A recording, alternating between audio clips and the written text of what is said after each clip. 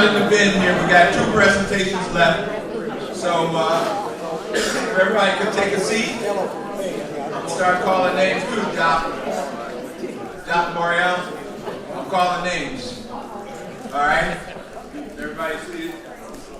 Listen, Scott told me earlier in the day when our panel was running a little late that we had better get it wrapped up because Vaughn was coming and she was a force of nature. I think she proved to be just that, and I think we should thank her for a marvelous stewardship of her. I have been pressed into service as a second moderator for this panel, so I just made a couple of quick things I want to say. One is, as architects and planners and landscape architects and developers and stuff, we're always anxious to get stuff going. And then there are people who want this all to happen in a rational way. But the truth is, a quote that I use often is that life is what happens while you're planning. And so we have here a series of projects that I'm sure are in various stages of completion and have had some fairly unique challenges along the way. And I hope that as you guys present your projects, you will point out some of the roadblocks too, because I think part of this whole day is about how we can work collaboratively, how we can move things together, and how we can plan with justice, as it turned out earlier today. So, and that doesn't happen without successful team building. And so if you can also, as you're going through your projects, talk a little bit about some of the essential team building that went on, and if in fact you have some lessons for how we might proceed productively in the future. And so with that, I believe Alan Eskew, who any of us architects who look at all that New Orleans know about the success of this firm, many wonderful things they've done. So Alan, you for a minute.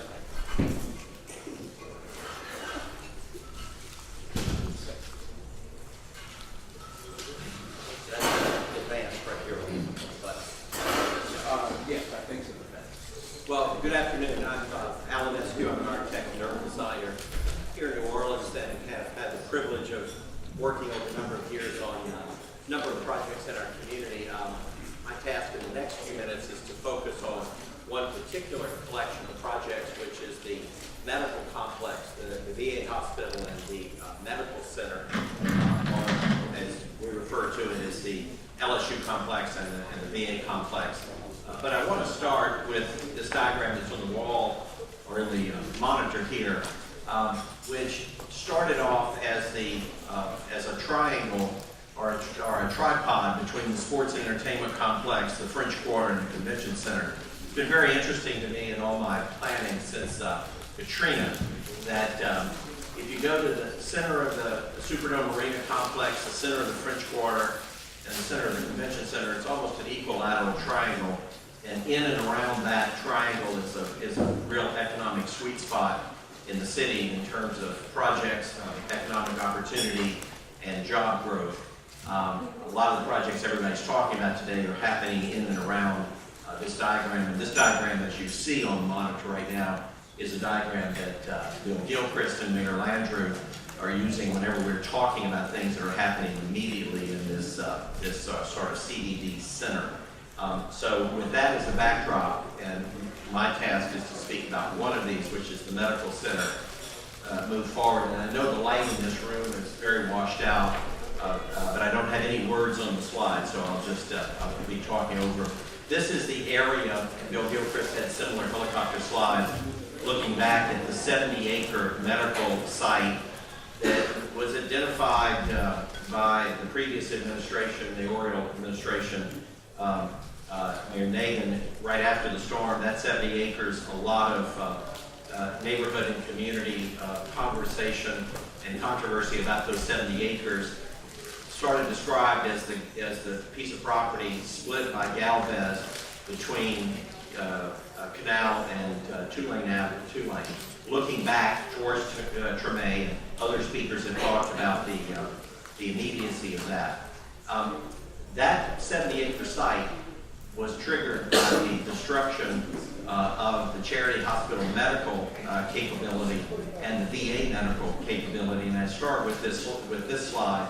because if you put a red line circle around those two properties, not only now are we under construction with the replacement facilities for those two, but we have still another major opportunity and a wonderfully powerful conversation in the community about what do you do with the repurposing of the 1 million square foot charity hospital complex and the 1 million square feet VA medical complex that we have. So that conversation is just beginning to happen in the city, and that's the result of the replacement that we have down the street a bit. These are the two, a slide from an earlier time, VA hospital site and the LSU teaching hospital site. This is roughly the 70 acres that are split. This is what in hundreds of thousands of drawings, lots of reports in the media. This is generally the footprint that is being built with on your right-hand side of the screen is the LSU complex. Kind of green space in the middle is Galvez, and then the VA complex is to the backside. That's 70 acres of medical development. These slides are the recent implosion of the Palace Hotel at the corner of Canal and Claiborne, and the pile of rubble that as of this week I think is pretty much removed from the site opens up a tremendous connectivity. I think a lot of people in the community, the non-professional people in the community that are involved in the planning, we look at this and always imagine the close connectivity. A lot of my friends in the community, now that that building is down, really see how close that 70-acre medical complex is to Iberville and Treme and the core of Canal Street. So I think it is going to be an anchor, and depending on the eventual disposition of the Claiborne Expressway, that really will be sort of a major anchor to Canal Street. Also, there was a lot of conversation about the historical properties that were the byproduct and a lot of controversy in the city about those clearing those 70 acres.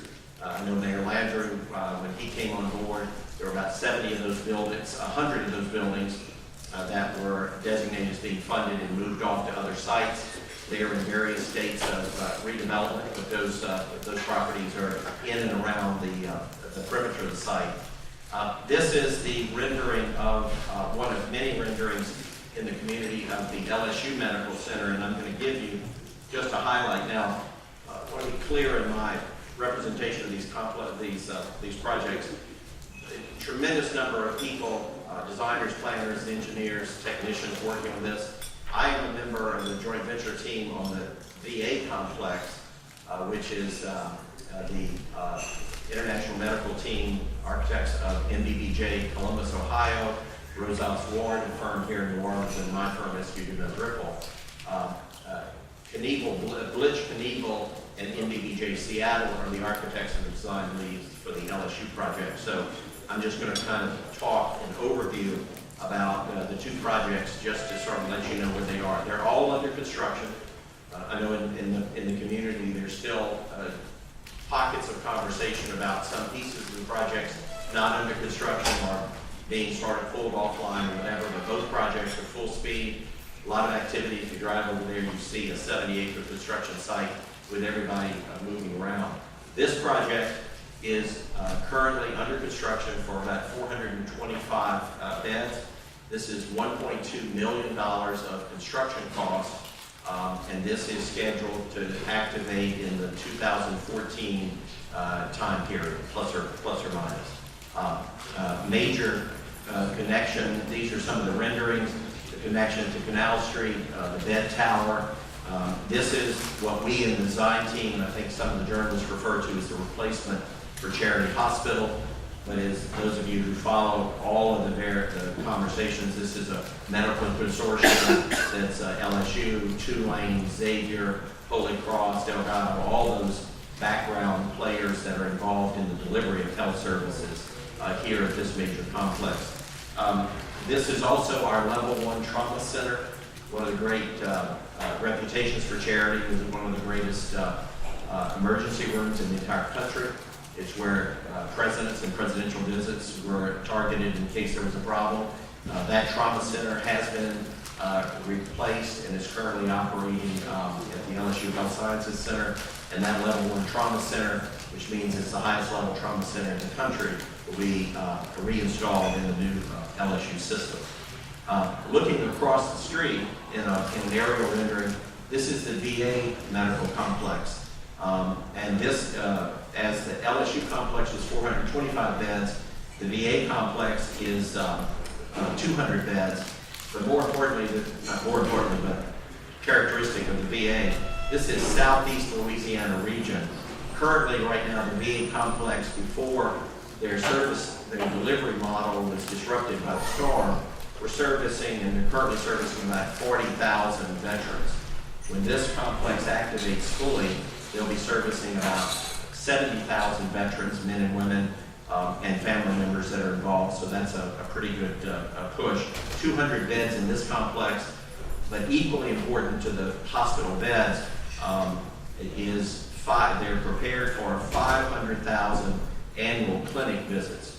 So there's a tremendous number of daily visitors that come here, and in many cases, those men and women drive from a distance to have their medical care here at the VA complex. The LSU complex across the street was $1.2 billion construction cost. This is $800 million construction cost. So that $2 billion is underway. These are some of the renderings of that from the Galvez side. We're very proud of the recycling of the Pan American Life building, which was a mid-century modern building, 1954. It is being completely renovated, about halfway. It's going to be the first building completed on the site. That will become the administrative center for the VA complex. And at the other side, over on Tulane Avenue, the Dixie Brewery, which is in very, very bad shape, but we're working very hard to keep that building. That building gets stabilized and is part of the research center on the VA site. And then there will be a major energy facility and parking garages on the Tulane site as well.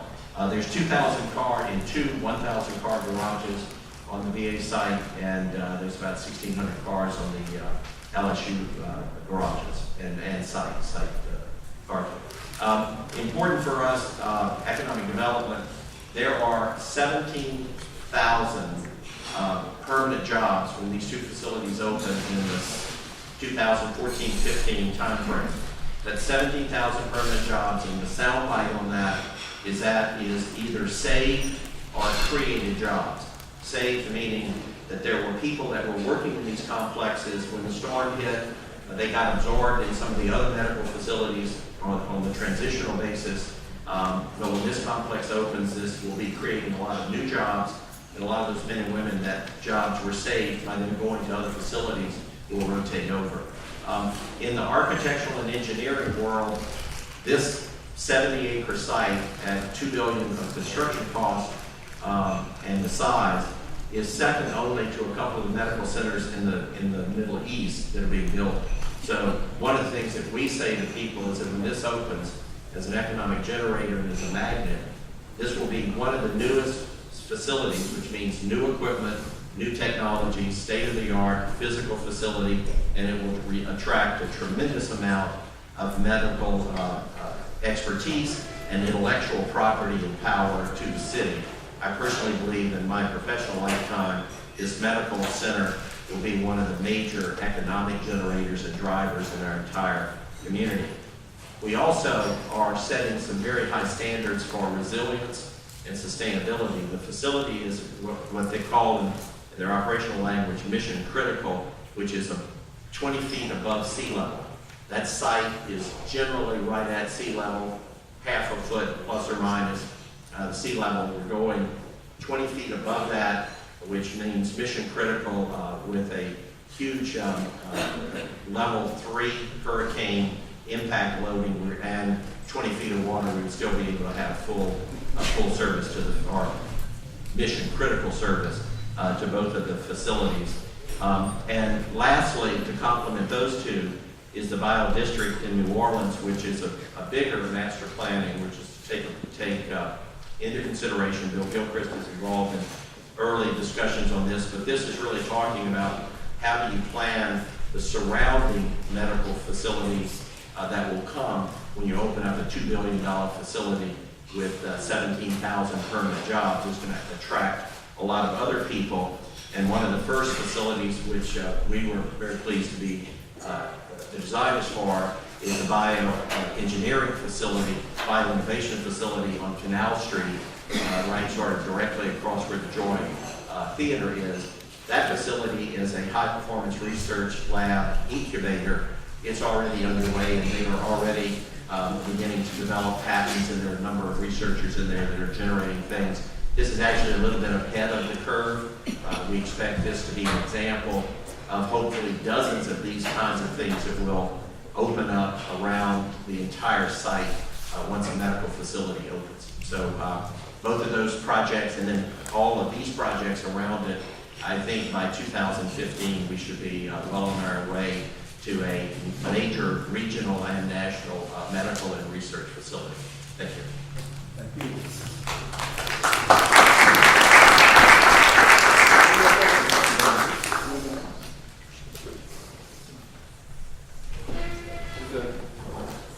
Prepare your face. Do you want to work from there or you want to work from up here? Work from right here. Okay, good. This is our host. Good day. Good afternoon, everyone. Mike Valentino from Basin Street Station here.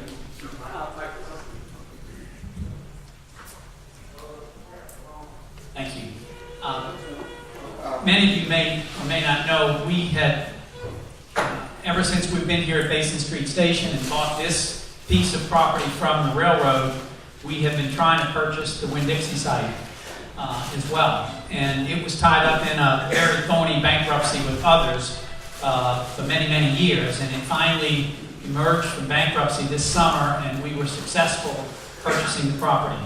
So we are now looking at development options that take it from our fence right here. This Crozat Street is really part of the Winn-Dixie lot.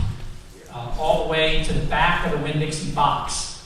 The RV park at the back of the site is owned by others, and so that's not part of the site. So coming from Claiborne, you've got Lehman Park, city property, coming to the city's parking lot on the other side of Lehman, to about 3/4 of the way down the block, and then our property begins at that nose in the parking lot where many of you park today, and around under Lanyap School, the little school that's here on a temporary basis, and including the Winn-Dixie box. It's a 6.2 acre site.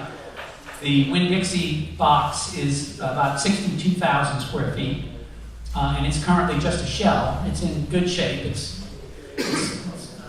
been cleared, and it's dry, and it's available for reuse if that's part of the master development plan. We don't have a plan confected at this point for the site, but we're coming at it from our hospitality and tourism mindset with vision to Municipal Auditorium, Armstrong Park, receiving the Lafitte Greenway appropriately, integrating that into the uses, and connecting to the Iberville neighborhood as well.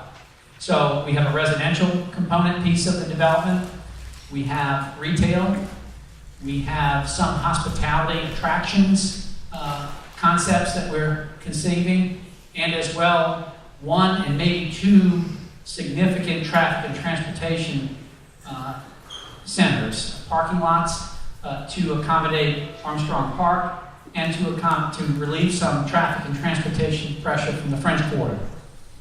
Once again, the Interstate 10, exit 235, Basin Street, and Vieux Carré exit comes right down the pipe here. And so to the extent that we can receive automobile traffic and bus traffic and manage it here, and then in safer and smaller bite-sized chunks, move it in and out of the historic areas, we believe that that's beneficial. And so we'll have at least 2,000 parking spaces for automobiles on the site in 2 locations, and an elevated first floor in one of the parking lots for over-the-road bus access or large vehicle access. There's the possibility that there will be a hotel on the site as well. We're in the hotel business, and we think that the vibrant development that will occur in this neighborhood will support a hotel location at the end of the day. Probably no more than 150 or 160 rooms, but a hotel nonetheless. So, together with this parking lane that's on Basin in front of St. Louis number 1, which we're going to petition the city to remove and replace with pedestrian and horse and buggy locations, to open some pedestrian corridors between the quarter and here. So you'll have the St. Anne Street corridor coming from Jackson Square through Armstrong Park entrance, and the St. Louis Street corridor coming out of the quarter right into this location here. From the lake, we'll be coming around with the Lafitte Greenway right up the side of the facility, and hopefully ending here at the nose of Basin Street Station. And so we're going to try to work with the city and any entities that are involved with Municipal Auditorium, Armstrong Park. We're in conversations with Treme neighborhood and Iberville neighborhood members, as well as the city and HUD relative to their planning for the area. And so we hope to use the Winn-Dixie site as a successful private, economically viable development, but also receiving the Greenway, Iberville, congruent with Municipal Auditorium, Armstrong Park, Congo Square, and traffic and transportation needs that all sort of collide at this area of the city. So I can't be any more specific than that because more specific plans don't exist. But we're in dialogue with all of those parties to try to make sure that we're all sensitive to each other's needs and can mutually develop a plan that lifts all of our projects a bit higher and advances agendas that are good for all the perimeter areas. Our sense for the Municipal Auditorium, by the way, is that it be restored primarily to some of its previous uses in the city fabric for graduations, rehearsals, recitals, Mardi Gras activities, with Coca Room and some other function venues, but also to formally and finally address Congo Square, that there's food and beverage, there's programming in the park, so that it's a living, viable place all day, every day. And so this area of the city, with the Greenway coming from the core of the city, visitors coming from the quarter, residents coming from Treme, hopefully will be alive with music, with food, with culture, with parking, with all the congruent needs that will help elevate this area as a historically important and practically viable place for people to visit. So that's kind of rough and tumble what we're thinking about and talking about as we look at the development of the larger site here.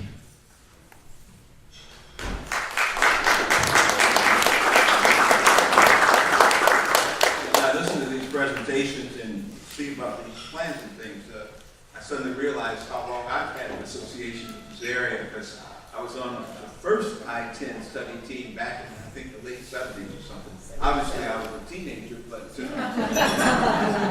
was in 78. 78. I was involved with that with Cliff King, Skip Perkins, and others. And then I brought a bunch of Harvard students down here in '92, and we worked in that area by the corridor. There and near the Winn-Dixie and all of that, and I had these little Harvard students walking all over the city and stuff, and people were saying, "What are you doing? Are you lost?" But they were perfectly safe and made good friends, and I was worried myself. They were going all up into places and talking to people. But it's so exciting to hear what's happening as all of this infrastructure is coming together and these new developments. At that time, they were talking about putting a baseball field out there or something like that. It was people had really written off that part of the city, but we always thought it had great bones, and it looks like that's finally coming to play. Victor, you are next. Thank you, Dave. Good evening, everyone, and happy Friday. My name is Vic Richard. I'm the Chief Executive Officer of Nord C, formerly Nord. For all of us young, sharp, old-timers, Nord will always be Nord. I was listening to Dave speak. 1977, I was graduating out of high school, so it's good to pay homage. But I was asked to participate and give a different perspective as the end user and the owner and the product service delivery portion. So I won't be speaking from a development standpoint. I will be giving you all my perspective of actually interacting and delivering the services. It was great to hear Mike and some other folks earlier when I was in the room, Shaka and some others talk about the cultural aspect of where we are, especially being here in the city. Listening to Mike constantly talk about the Lafitte Greenway, Lehman Playground, and tie everything up. Right now, we're going through about $145 million worth of infrastructure across the city, and that is just north. And a lot of people really don't realize that we're still coming out of the post-Katrina. At the present, right now, we only have 3 full viable, fully functional recreation centers out of 11. So right now, we're scheduled to bring back and take back Joe Brown, and the one I will talk about very briefly, Treme, and then Lions Center, and then Rosenwald, Stallings, Sanchez, and a possible another one on the other side. But let's talk about Treme. For all of you all that know, and I'll go back to high school, Treme was built while I was in high school, and I believe it started in 1972 or 73. It was completed in 1975. In my first tenure here in government, after leaving the private side, after the 1995 bond election that the city hosted, Nord received a good portion of that money. And a huge investment at that time was the renovation and refurbishing of the Treme Center in, I want to say, 1998 or 1999. At that time, the biggest challenge in Treme was a water leak from substrata structural problems with the pool. And we found out in this project, which we kind of had an idea that it wasn't built right, meaning that we're below sea level and the ponds weren't in place. Right now, we've allocated $5.5 million, and when we finish, since we cut all the walls open, we believe it's going to end up close to $6 million, or it may break $6 million. We're about 3/4 of the way finishing the project, and we're looking to complete the project and hopefully turn it back over to the community somewhere in the beginning of January. The pool, and a lot of people don't know that there's a 25-meter indoor facility inside that is also climate controlled as well. We did not renovate the pool. We literally dug the entire pool out of the ground and drove pilings from inside of the pre-existing structure.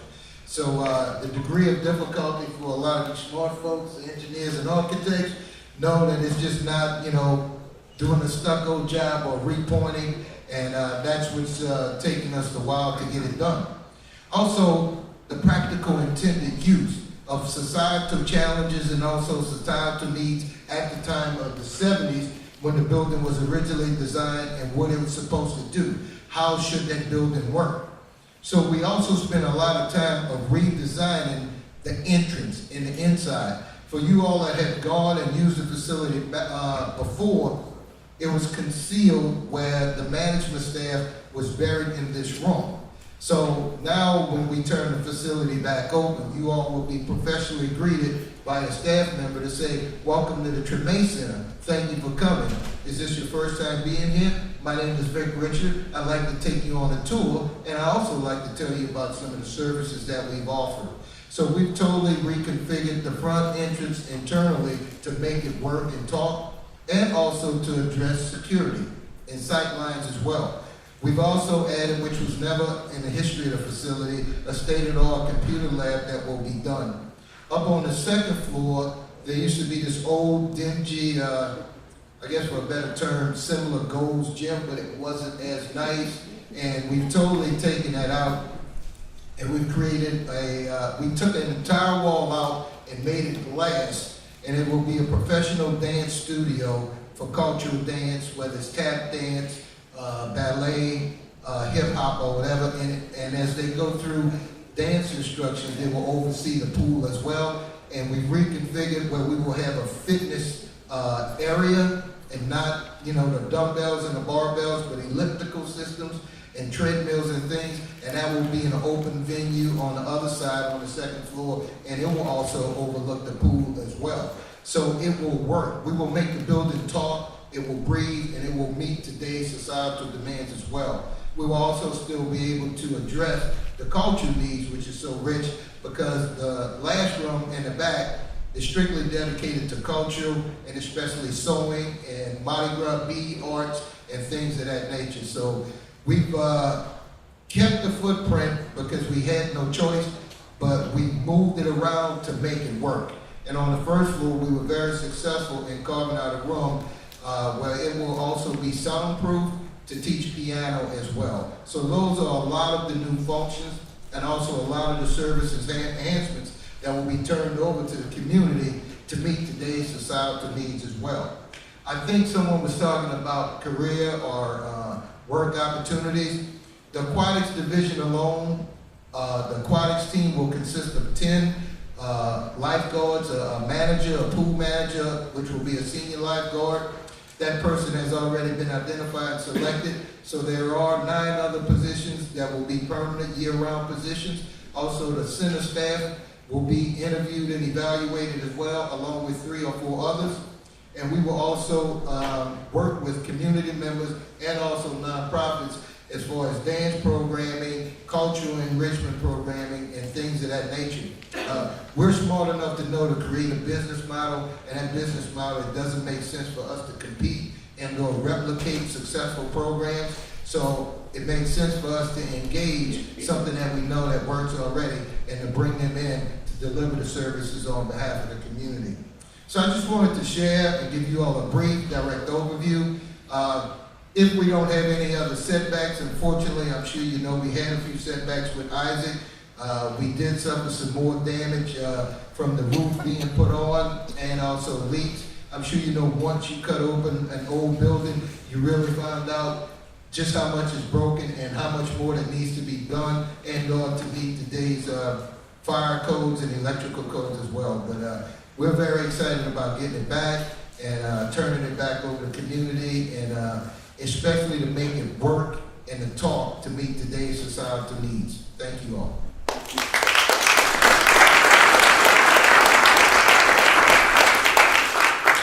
You can tell the real pros here, they know how to get it said quickly. Looks like Victor's done that before. But as Mark Twain famously said, if I had more time, I would have written you a shorter letter. We're gonna have one more comment from 2 people, Andrew and Joshua, and they're gonna close us out, and then I'm gonna make one observation and then open it to questions. This is on.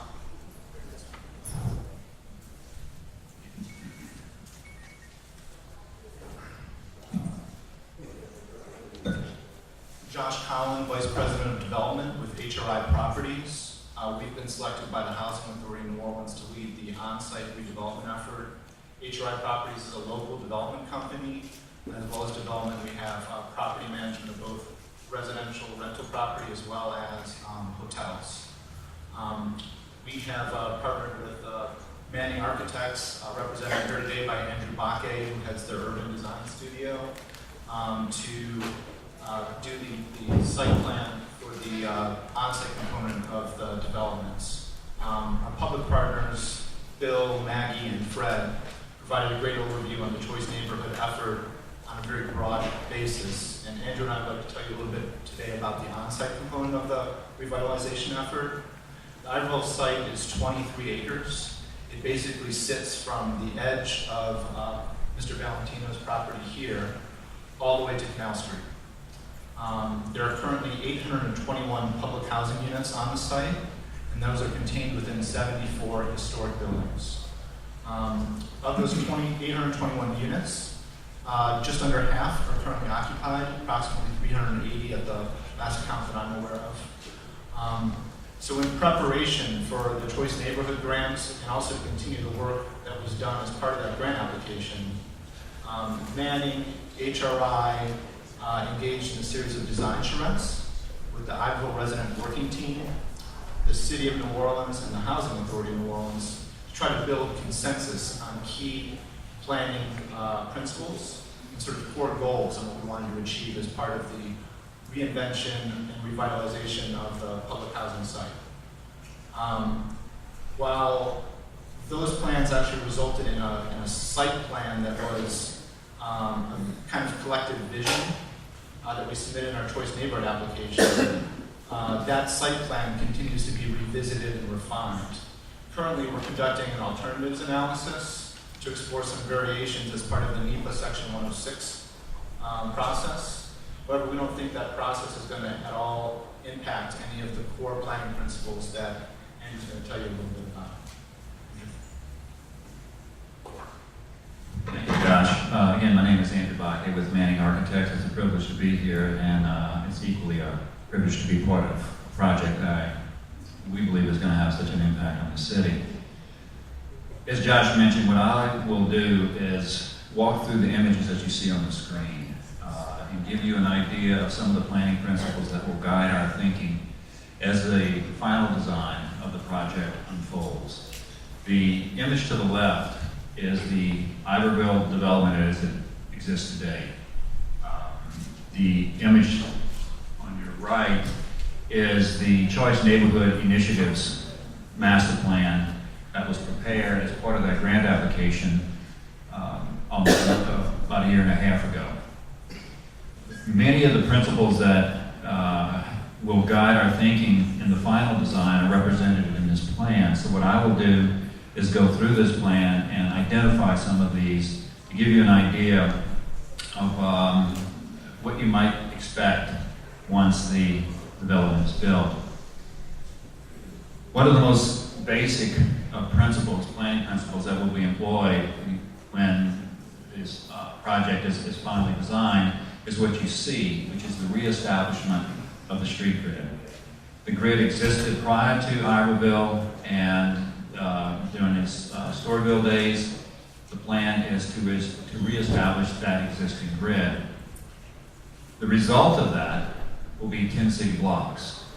And those are the 10 city blocks that you see on the drawing here. I'll use the cursor just to orient you. This is Basin Street, this is St. Louis, this is North Robinson, and this is Iberville right here. This being Murray Street in Bienville. So the consequence of the grid is in fact the city blocks. The goal is to backfill those city blocks with development or perhaps using some existing buildings in such a way that reflects the traditions of New Orleans urbanistically, which is to say that, as you can see, these blocks are almost square, which gives us frontage on all four sides. The idea is to actually place buildings on these blocks in such a way that they front the street, and in doing so create a quality environment on the street and the street experience much as we have today, and also provides the security of windows and access to and from the units that, again, most of the streets in New Orleans enjoy today.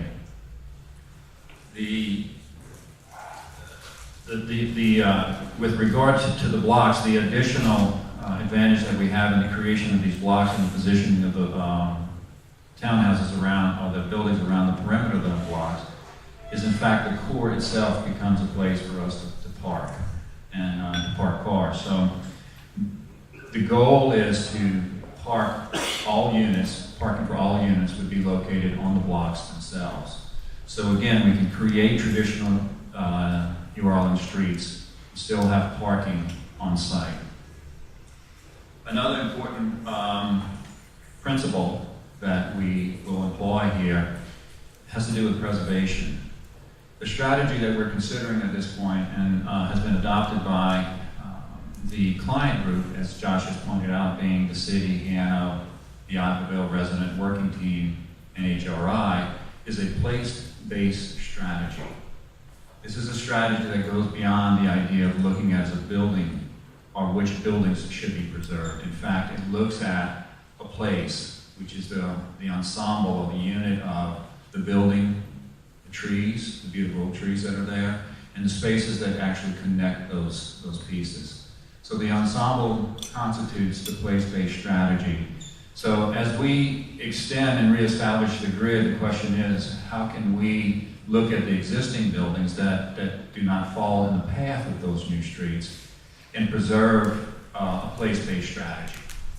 So again, another principle we'll be looking at. With regard to open space, we see open space occurring for the residents at 3 different scales. One is at the scale of the city. And at the scale of the city, the idea is to borrow the Lafitte Greenway, which is simply a block away. And in the Lafitte Greenway, and that would be in this area right here, the Lafitte Greenway will have, as you have seen today, many of the components that a development like this, a residential neighborhood, could enjoy at a much larger scale.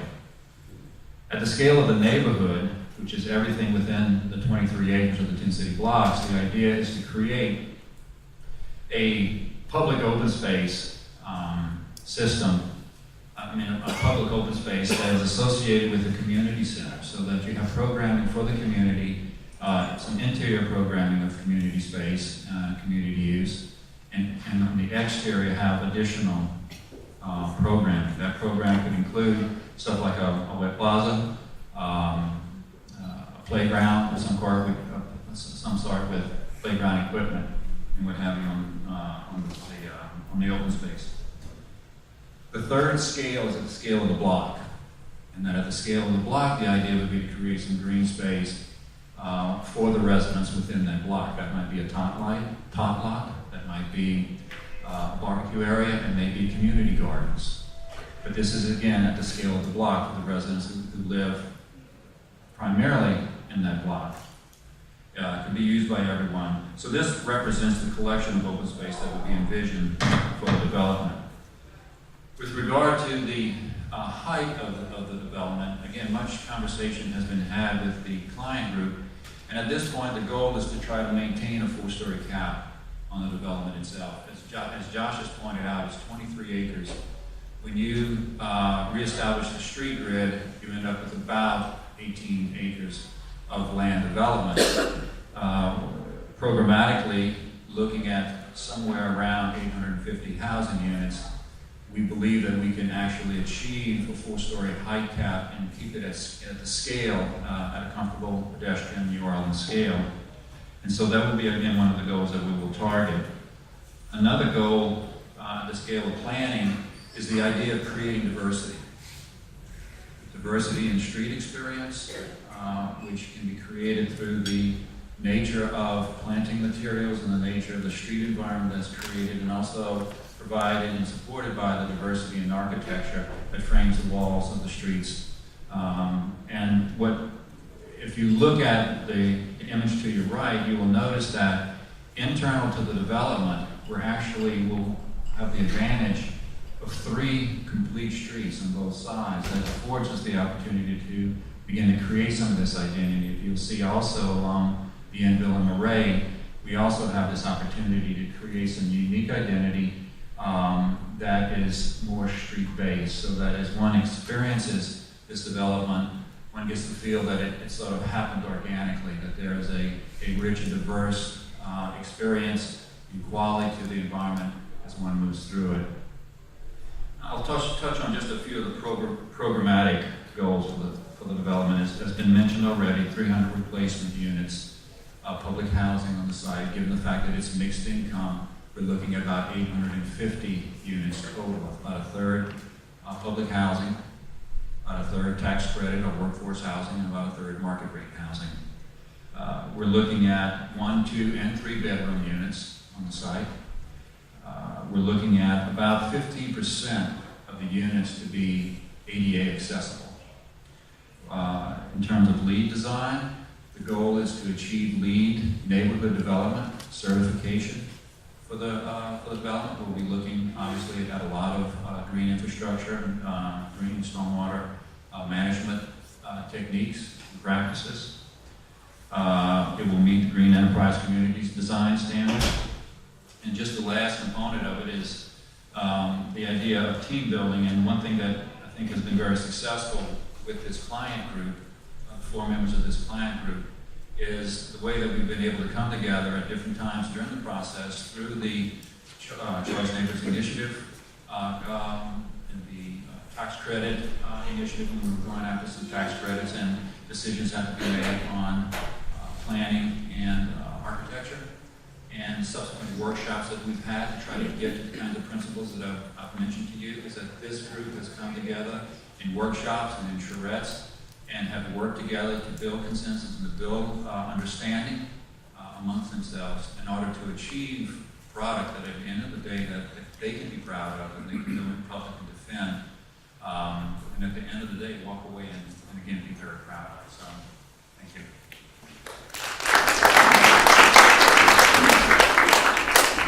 Okay, so we're going to wrap up this panel with some questions from the audience, and we have them, but I just want to make a couple quick observations.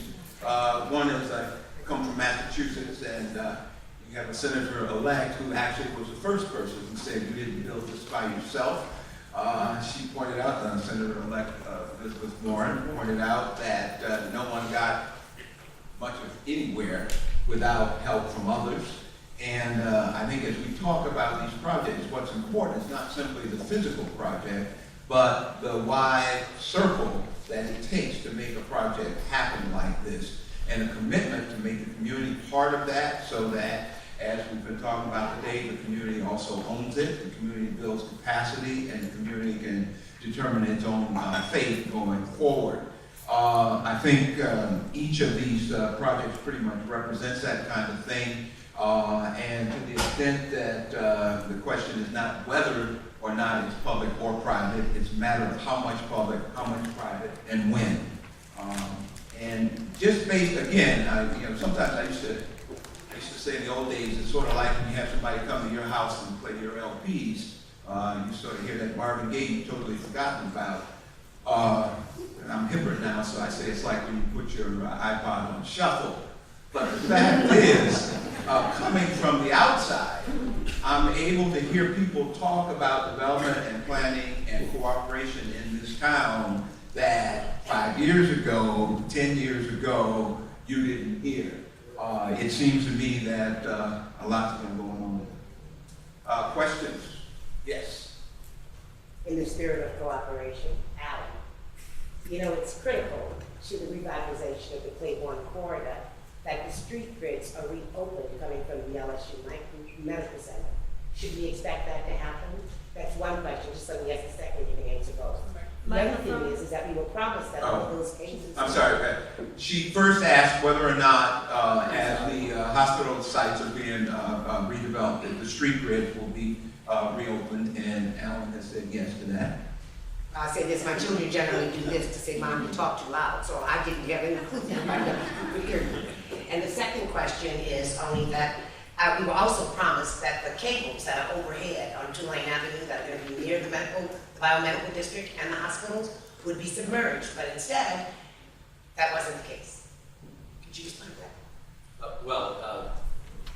Let me footnote. I'm professionally involved in the VA side, but because of my community activity, I observe all the projects. 2 points. One is the opening of the street grid. As everyone probably has been involved, a lot of people in this room, when the Landry administration came on board, they immediately asked for a restudy of the LSU site plan by facility planning because of the surface parking configuration. And that was done, and there's a report that substantiates what Mayor Landry accepted as a modification to that master plan. Some of those streets remain in an open grid.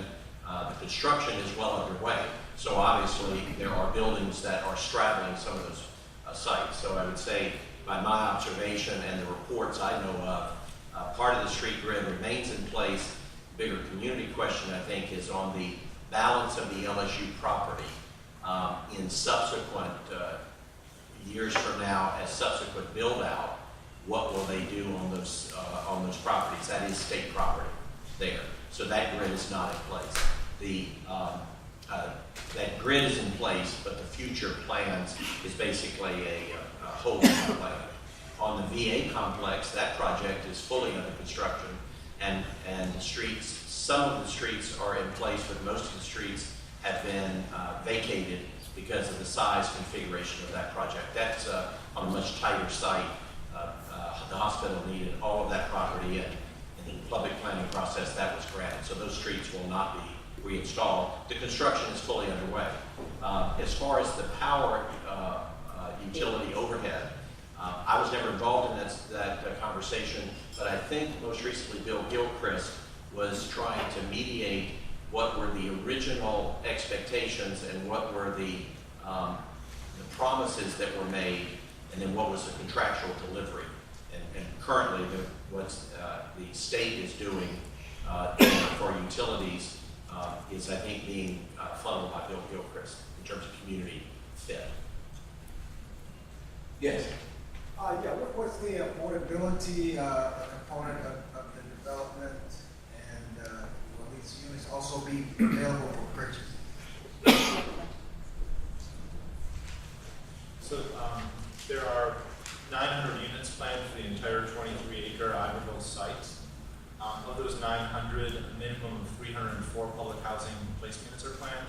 So those are units that have rental subsidy attached to them. So folks living there will pay 30% of their income to rent and utilities. So a variation in affordability, but deeply affordable based on a person's income. There is a third that are market rate, which will be available just on a market rate basis, and a third that will be workforce, subject to low-income housing tax credit restrictions, which are about, they restrict income and rent at 60% of the area median income, which is roughly $700 for a one-bedroom, $900 for a two-bedroom on a rental basis. I think the question was whether purchase versus. So sorry, I didn't answer that question. The on-site component is being looked at as purely rental. There is a component of the broader plan to do blight removal, homeownership opportunities as part of the broader choice neighborhood. Clearly, this is the young lady that's been to a few community meetings. She stepped right up to the mic, so we go ahead. Hi, Mr. Valentino. First of all, I'm a board member for the Friends of the Fee Corridor. And my question is how the parking, how many spaces did you say for parking you mentioned? We're envisioning 2 parking facilities, totally probably 1,600 to 1,800 parking spaces, 9 and 9, and elevated parking, elevated access for buses on this side. Okay. And the residential and the hotel that you were visiting, will they face the Greenway, or will they face Basin Street? Question again, I'm sorry. The hotel, and you said residential, will they face the Greenway or will they face something else? First of all, the plans aren't done yet. We know there's going to be a residential component. Currently, there were 2 locations conceived, one facing St. Louis Cemetery, number 1, and one facing Basin Street on the other side. Thank you. Thank you. This gentleman had a question. I should have known to come to the microphone sooner. My name is Jack Davis. I'm with Vaughn Fourier. I'm one of the co-chairs of the Cleveland Corridor Improvement Coalition. And these are really all interesting projects and interesting presentations. One thing that the projects all have in common is the shadow of the elevated expressway, Interstate 10.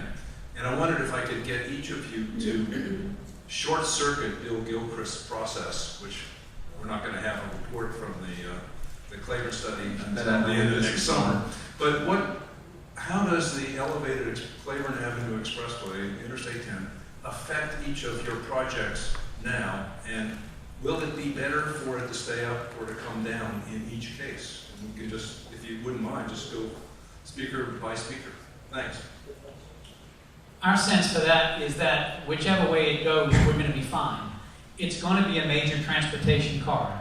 It's going to be a major access point to the French Quarter. And so whether it's elevated or whether it's surface grade, from an economic standpoint with our development here, we're not concerned either way. We could support either direction and be as equally as comfortable. Jack, I appreciate the question. I answer it as an urban designer for all the projects that I work on, not officially responding from the medical center. I think it's an extraordinarily important project to happen, to take down. I think from a planning perspective, stitching together those neighborhoods is physically the right thing to do, spiritually, emotionally, social justice. I think in every indicator, I was early on, right after Katrina, in the early UNOP planning in our Section 4, District 4, We had a section where we started doing the wishbone connection, talking about, our part talked about the early delta difference in minutes between taking it down and going around for the people that wanted the elevated or the expressway thing. So for me, it could be one of the great stories of New Orleans, sort of stitching back a very bad event. And also to just put a footnote on it, that's a Robert Moses initiated leadership. You know, in our community, Robert Moses is associated with what he recommended on the riverfront. I think what a lot of people don't understand is at the same time he was talking about that, he was carving out, because of his position of power and influence out of New York as a planner, he's the one that identified and took the leadership in identifying the Clayton Corridor, which happened in the 65 to 69 era, the Vietnam War era, where a lot of people were looking at some other things, and that happened right in that shadow. So for me, it's 1,000% win. I can't imagine a city initiative or a physical sign that is not improved by taking Flavor down. By the way, one of the most prolific road builders in America, St. Robert Moses, never had a personal automobile himself. He didn't drive. I can also tell you a little bit, having been involved with a couple of such projects in Boston, the last one being the big hit. It ain't cheap. Victor. Yeah, from my perspective, it wouldn't affect us whatsoever, because we're all over the city.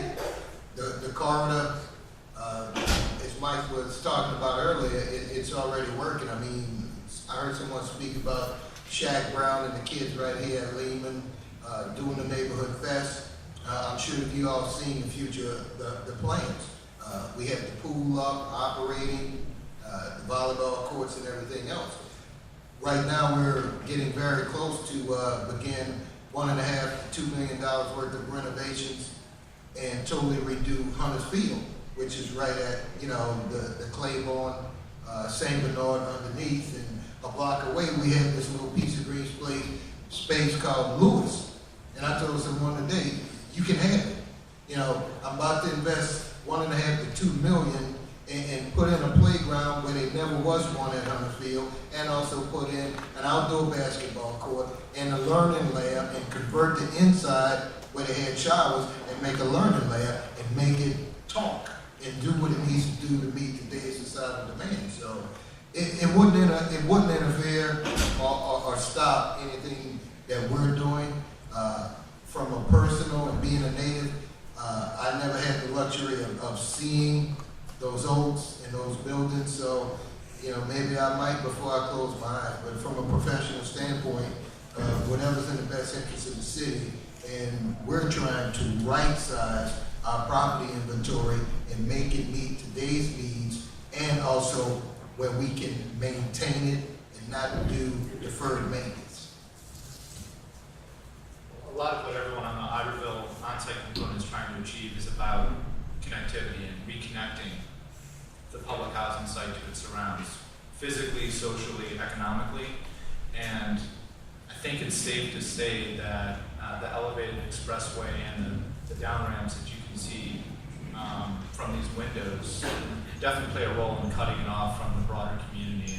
And Andrew was talking about recreation, regional recreation, and I think it'd be wonderful to have a clear connection between the Lafitte Greenway and Armstrong Park that isn't hampered by the down ramp. I'm downstream, so I agree with much that's been said here from the design standpoint, Alan and Josh. And in particular, just to talk about the site, as Josh pointed out, the whole idea is connectivity. The idea with Iberville is to reestablish the grid. The idea is to give connectivity and to allow for sort of the democracy and the use of streets, the transfer of people and culture from you know, throughout the city. Clearly, and in a direct way, the ramp clearly prevents that from moving that way towards some regional assets. And as Josh pointed out, going from the Lafitte Greenway to Armstrong Park and connecting that residential neighborhood to this residential neighborhood. And one can envision Treme and Iberville sort of coming together and having some connected, cohesive spatial environments. And there's a great gain in the cultural development, and especially any marathon runners or those who are familiar, oh, wait a minute, you got one more? Go ahead. I have a specific question. I would love to ask you about the hospitals and the fiscal sustainability of that, but we don't have time. Maybe I can ask you privately how this grand plan is going to save the city, make 17,000 jobs. But my question is more specific for the planners, the architects, the entrepreneurs, and the social service professionals. How will returning the traffic to grade, taking down the Claiborne Avenue Expressway work, now that LSU has seized the parallel street grid for their hospital site, and how will taking down the expressway work when we have the Lafitte Greenway that will also cross the parallel street grid? My assumption is that the parallel street grid, meaning the streets on the lakeside of Claiborne that run parallel to Claiborne, are going to be necessary to handle some of the traffic in the event that there's obstruction on Claiborne and traffic is moving slowly. Since LSU has seized the street grid, our street grid, between Claiborne and Galvez, doesn't that make a bottleneck and make it very difficult for taking down Claiborne Avenue? And what redress do we have for the state and LSU seizing our street grid?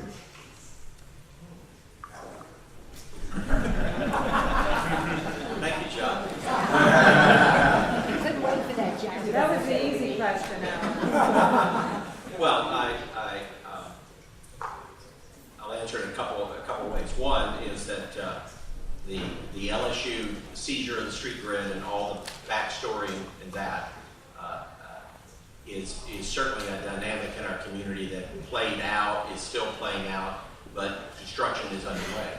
I personally feel that from my vantage point as a planner, that the modeling that would happen when you set up all the street grid, dial it in, and then put in the criteria of traffic movement with an at-grade Claiborne, that can all be absorbed. And there was a preliminary set of engineering analysis that was made before the current study group has moved forward. There's lots more detailed traffic engineering to be done, but I would certainly, Jacques, never cast what is happening at LSU as a roadblock to Claiborne. From my planning perspective, Claiborne is a bigger opportunity in our community. And yes, if those street grids were open in a different approach to planning, it would be perhaps a bit of a betterment in the overall engineering flow diagram. But in my view, it is not a deterrent to the dropping of Claiborne to an at-grade situation. The street that I believe is a big helper in this is Legion Fields. I think Legion Fields, to me, is one of the great underutilized streets, both physically, engineering-wise, and also just community connector. Legion Fields going from the foot of the river, right there by the Mint, at the river, going straight up. It's one of those streets that almost is the only north-south street in our grid, going all the way to the lakefront. I think that has enormous capacity if you play out the model where people coming from the east to the west get off in the vicinity of Legion Fields and start finding other patterns to get to their destinations. A lot of cities, Milwaukee, certainly Boston. I lived in San Francisco when that expressway came down, and now the Embarcadero, things that are happening there. I have total confidence that the engineers will be able to show us models where it's a total betterment. And to your point, Jacques, about the LSU footprint, I think that will be a minor consideration or a minor delta in the engineering. I have a sense this is a conversation that will continue. For those of you who are familiar with the Boston Marathon, we have gone over Heartbreak Hill now. We're in the final stretch. We have one more panel. Thank all of these panelists for their vision.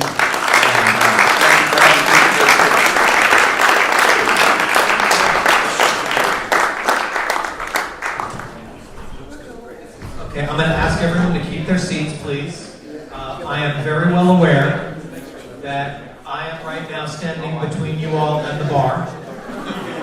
And we are going to do everything we can to have this symposium end on time at 5 o'clock so that we can all adjourn to cocktails and carry on the conversations that we weren't able to finish just now. So I'd like to thank our really distinguished panel. They were all excellent, great information. I'd like to thank all of you for sticking here throughout this day. It's been extremely interesting and informative, and we're very excited to have been able to co-present this with the Lower Manhattan Board Center for Sustainable Engagement and Development.